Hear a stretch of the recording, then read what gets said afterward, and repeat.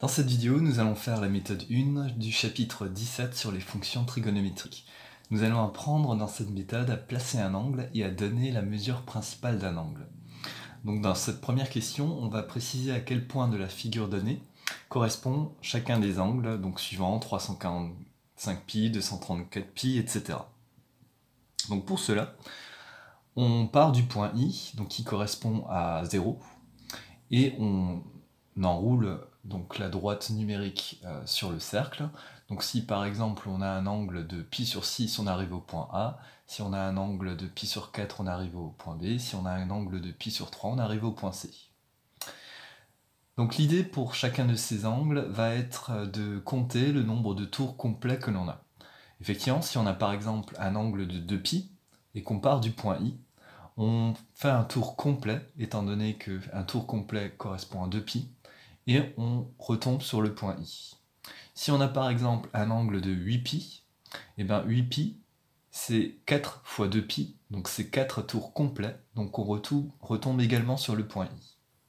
Si on a par exemple un angle de 5π, 5π correspond à 2 fois 2π, donc 2 tours complets, plus encore π, et dans ce cas-là, on arrive sur le point I'. Donc voilà pour le principe. Donc commençons par 345π. Donc on va compter le nombre de tours complets qu'il y a dans 345π. Donc le nombre de fois qu'il y a 2π. Eh bien, combien de fois il y a 2π dans 345π?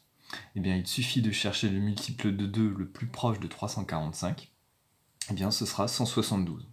Donc 172 fois 2π donne 344. Et donc il nous reste à rajouter π. Donc on a 172 tours complets, donc on retombe sur le point I, et on ajoute π, on arrive sur le point I'. On fait la même chose pour 234π, alors là c'est assez facile. 234 est un multiple de 2 directement, donc on compte le nombre de fois que l'on a 2π dans 234π, et bien ce sera exactement 117. Donc 117 fois 2π, alors plus 0, eh bien, on retombe sur le point de départ, donc le point I. Faisons la même chose pour 451π plus π sur 3. Donc on va compter le nombre de tours complets qu'il y a dans 451π. Donc on va chercher le multiple de 2 le plus proche de 451, et bien c'est 450. Donc 450 c'est égal, donc 450π c'est égal à donc 225 fois 2π. Donc là on est à 450, on ajoute π, et on ajoute π sur 3. Donc autrement dit, on a donc 225 tours complets, donc 225 fois 2π, plus 4π sur 3. Donc 225 tours complets, on retombe sur le point I, on ajoute 4π sur 3, et 4π sur 3, ça on l'a vu dans le cours dans les parties précédentes, 4π sur 3, on arrive sur le point F. Faisons la même chose pour 85π sur 3 maintenant.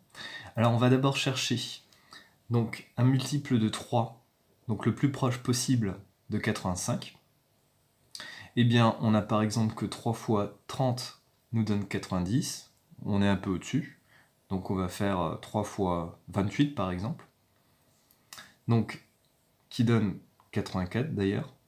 Donc on aura 84π plus π, le tout sur 3, donc 84π plus π donne 85π. On aura 84π sur 3, donc plus π sur 3.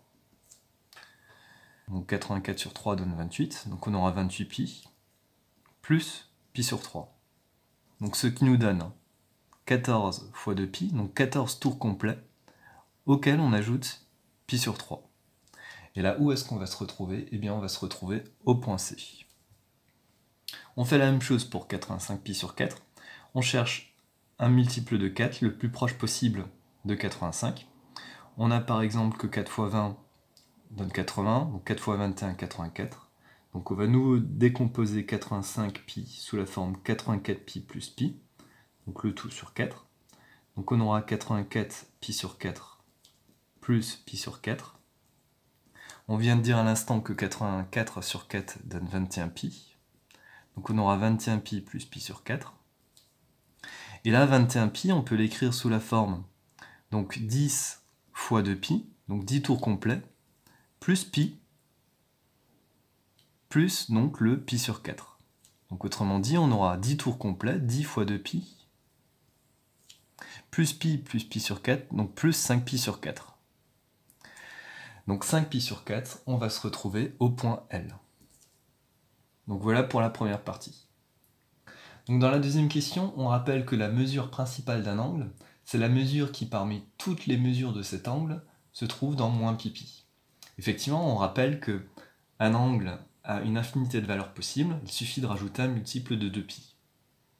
Donc on veut donner la mesure principale des angles précédents, donc autrement dit, on veut voir si le reste appartient à l'intervalle moins pi. Donc pour le premier angle, on a vu que 345π, c'est 172 tours complets plus pi. Pi se trouve dans l'intervalle moins pi. Donc la mesure principale du premier angle, c'est pi. 234π, on a vu que c'était 117 tours complets plus 0. Et bien 0 appartient à l'intervalle moins pi. Donc 0 est la mesure principale de l'angle 234π. 451π plus pi sur 3, on a vu que c'était 225 tours complets plus 4π sur 3. Alors attention, 4π sur 3 n'appartient pas à l'intervalle donc moins pi. Il est en dehors, il est plus grand que pi. Donc on va alors trouver donc l'équivalent qui appartient à l'intervalle moins pi. Donc pour cela, si on fait un petit cercle trigonométrique à main levée, donc 4π sur 3, on a vu, se situe ici. Donc 4π sur 3, quand on va dans le sens direct, eh bien on l'obtient de cette manière-là. Donc le sens direct ou le sens positif. Donc là, on est sorti de l'intervalle, donc moins pi. Par contre, si on va dans le sens indirect, dans le sens négatif ici, quel angle est-ce qu'on aura? Eh bien, on aura l'angle moins 2π sur 3. Donc la mesure principale de cet angle, eh bien, ce sera moins 2π sur 3. Faisons la même chose avec 85π sur 3. 85π sur 3, on a vu que c'était 14 tours complets plus pi sur 3. Pi sur 3 appartient à l'intervalle moins pi, donc c'est la mesure principale de cet angle. Et enfin 85π sur 4, on a vu que c'était 10 tours complets plus 5π sur 4. Alors attention, 5π sur 4 n'appartient pas à l'intervalle moins pi, vu qu'il est plus grand que pi. 5π sur 4, on l'a ici. Donc de nouveau, comme tout à l'heure, on va aller dans le sens négatif, et on va voir à quel angle donc ça correspond alors. Et bien ici on a moins pi sur 4, et ici on aura moins 3π sur 4.